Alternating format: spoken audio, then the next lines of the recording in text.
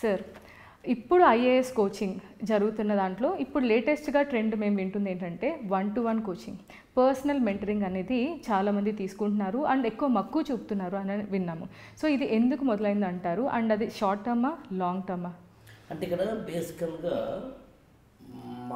మన సొసైటీలో individual attention based ఎడ్యుకేషన్కి ప్రాధాన్యం పెరిగింది. మా అబ్బాయి లేదా మా అమ్మాయి లేదా నేను, what ever you name it, parental point of వ్యూలో కానీ స్టూడెంట్ పాయింట్ ఆఫ్ వ్యూలో కానీ, I want individual personal attention by the teacher అనేది కొత్త కాన్సెప్ట్ అనేది సమాజంలో వచ్చింది.